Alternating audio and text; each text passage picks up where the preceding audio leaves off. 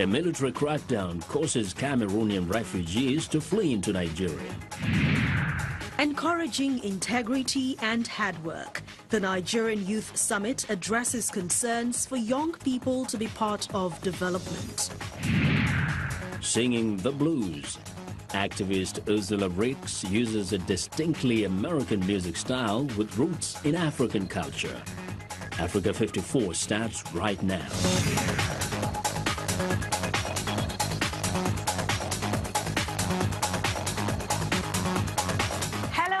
Thanks for tuning into the show that goes around the continent to bring stories near and far. I'm Anne Nwawado at Channels Television here in Lagos, and I'm joined by Vincent McCory at Voice of America in Washington. Well, thank you very much, Anne. I'm Vincent McCory at our global headquarters here in Washington, D.C. Happy to join you again for another edition of Africa 54. Now, let's start off with a look at the Cameroon refugee crisis, and Nwawado in Lagos brings us that story. Indeed.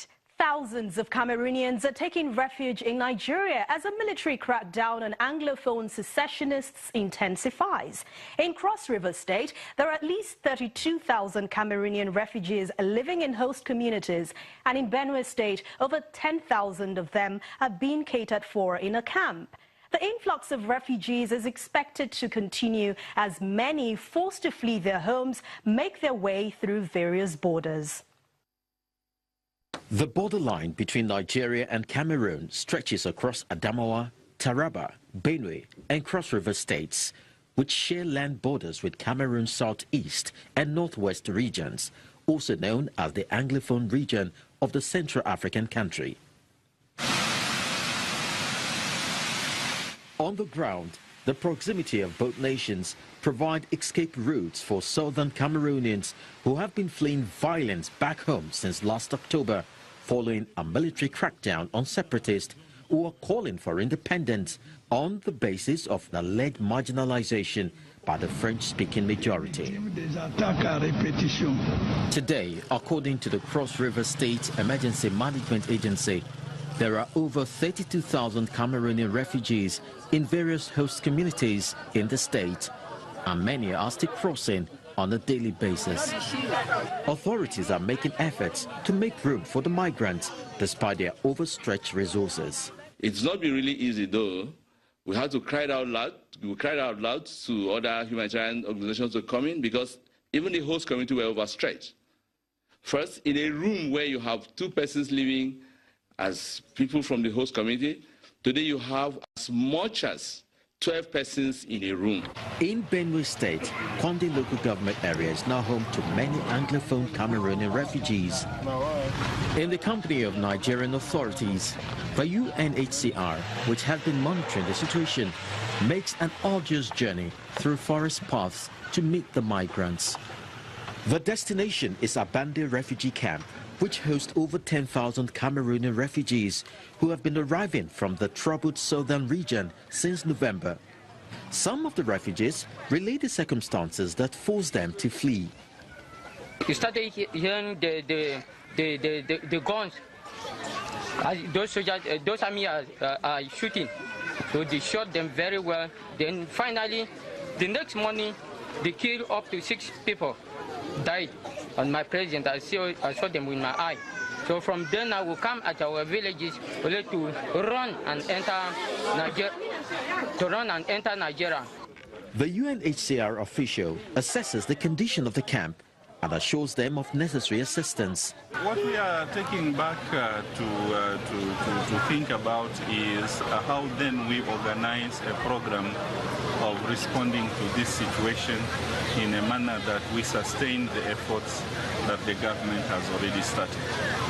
I take from here also a message from the government that the situation in Cameroon needed to be resolved so that people can return as soon as possible back to their country. The ongoing crisis in Benue State and other parts of the country is certainly not a reason to look away from the responsibility of taking in refugees from its neighbor, especially for a nation like Nigeria, which is not new to playing big brother to troubled nations on the continent. Joining us for more on the humanitarian situation arising from the presence of Cameroonian refugees in Cross River State is Mr. John Inaku. He's the Director General of Cross River State Emergency Management Agency. He joins us now from Calabar, the Cross River State capital. Thank you very much for joining us. Thank you very much. All right. Nigerian authorities were aware of the arrival of Cameroonian refugees ahead of time, but did your agency envisage this huge influx in such a short time?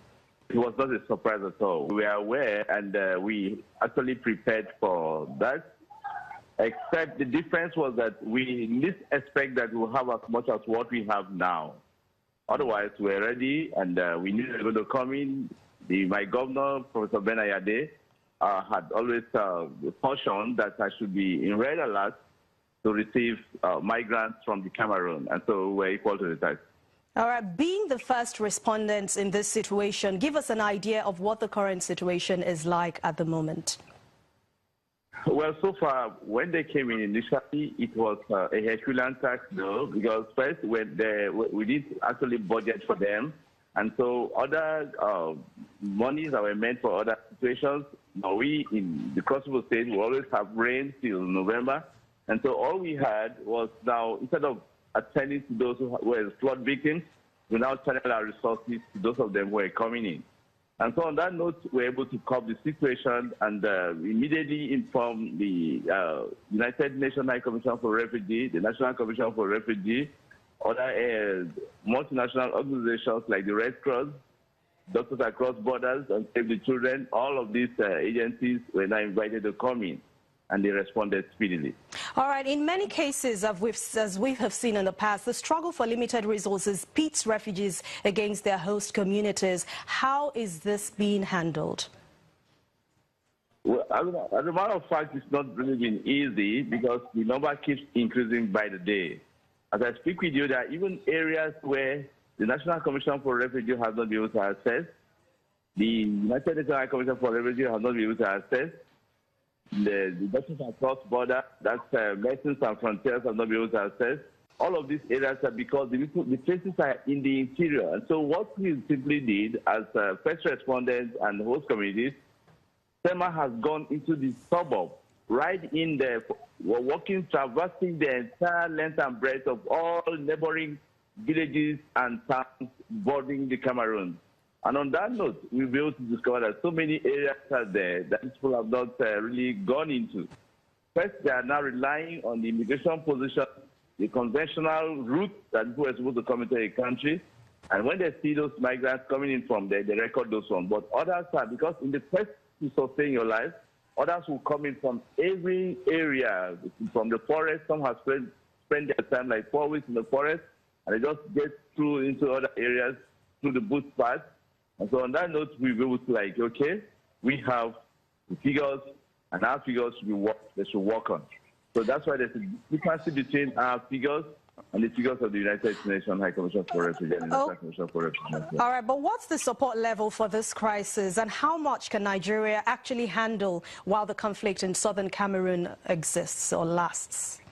Yeah, so far, the Minister of Interior is informed, and they are equally working hard to see that we're able to provide them the necessary things that we desire. The National Commission for Refugees has been able to give them. They provided relief materials, food and non-food items, and they are working hard enough to see that we're able to provide camps. Recently, the country representative of the United Nations High Commission for Refugees was here. He has seen things for himself and has desired that, okay, a camp or camps be provided for them from their host communities, and has tried to establish an office in Calabar. Thank you very much, Mr. John Inaku, who's the Director General of Cross River State Emergency Management Agency. Thank you for your time on Africa 54. Thank you very much. Well, I want to know what you think about Africa 54 and the stories we cover. Join the conversation on Facebook. The address is Africa 54. And check out our headlines 24/7 on voaafrica.com. Coming up, a cash crisis in Zimbabwe. Without money available, how are Zimbabweans coping?